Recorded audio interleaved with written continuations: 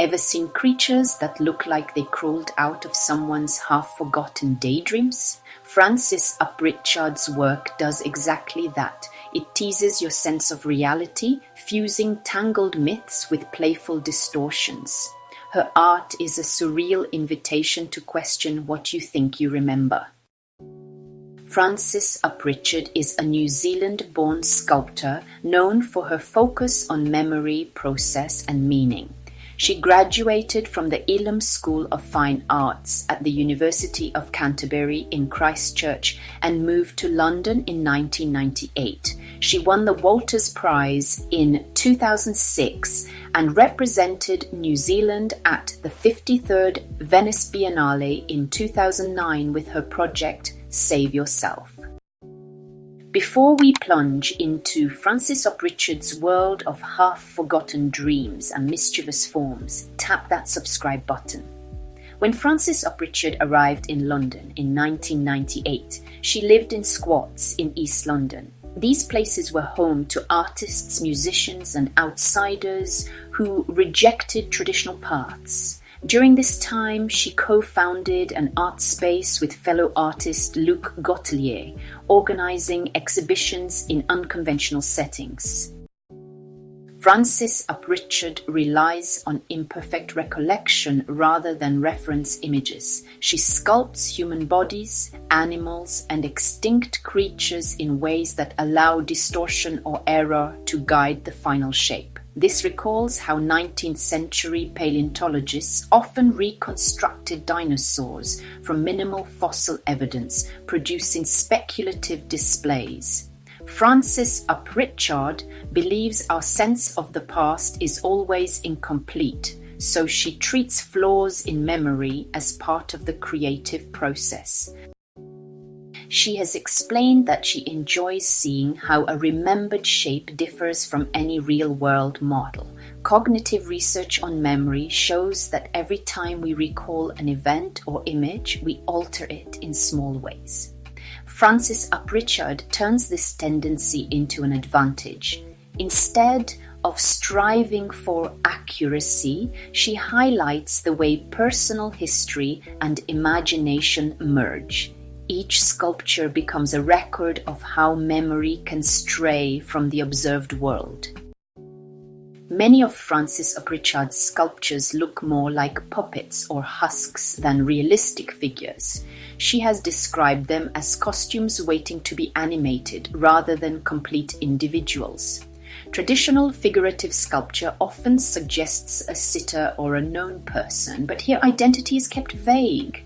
Viewers see a form that evokes a body yet lacks a defined background or personality.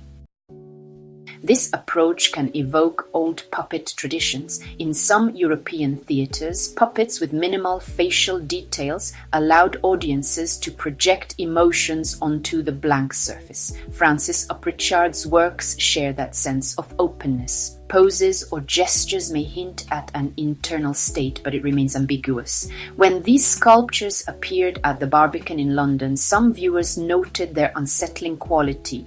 They seem simultaneously familiar and alien. That tension arises because each figure remains incomplete, leaving observers to fill in the gaps. Francis Upritchard confronts norms commonly described as good taste in galleries and museums. By focusing on awkward or doll-like qualities, she subverts expectations that art must appear polished or large in scale. She also incorporates craft techniques and references to children's aesthetics. She has noted that children's drawings can be visually striking because they are free of rules on proportions or color choices. Traditional art education often discourages these elements, but Francis Upritchard's sculptures treat them as valid. Fabrics, rubber, or polymer clay can appear messy, yet they point to a spontaneity rarely associated with high art. By presenting such work in major institutions, she questions whether the art world's preferences ignore the creative possibilities in these informal methods.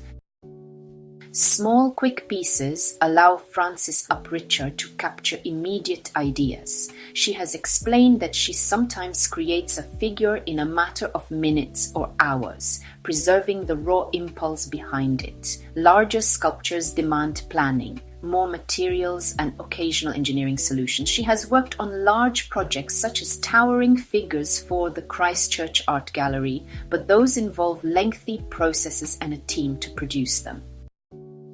As much as Frances Upritchard is known for her large figures, she also very much focuses on smaller sculptures. She points out that we must not overlook the power of small forms, which can communicate urgency or directness. During the 19th century, workshops relied on apprentices to rough out large blocks of marble for the master sculptor to refine. Frances Upritchard, by contrast, likes to handle small pieces herself from start to finish.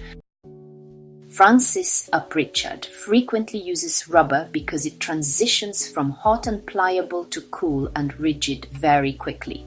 She rolls out heated sheets and presses them onto an armature, leaving any folds or bubbles in place. Rubber's origins date back to ancient Mesoamerican practices, where latex was harvested for ritual ball games.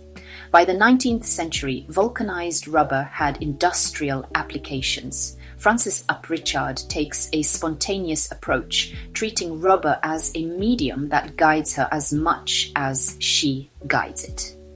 In interviews, Frances Upritchard has mentioned enjoying the unpredictability of rubber, which can produce wrinkles or drips that she accepts as integral to the final outcome. Sometimes she combines rubber sculptures with bronze ones in the same exhibition. This encourages viewers to notice how each material shapes the look and feel of a piece. Bronze casting can require foundry work and extensive finishing, while rubber can be molded directly by hand in minutes.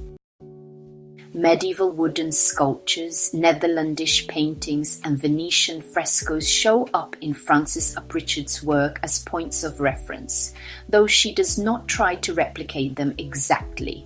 Some figures in her installations appear to mimic prayer or devotion, yet she clarifies that she's not critiquing any religion. Instead, she explores the universal urge to hope or believe in something. She sometimes compares these older forms to modern festival culture. That's it from Frances Upritchard's mind-bending universe. Thanks for watching, hit subscribe, and we'll see you on the next Creative Detour.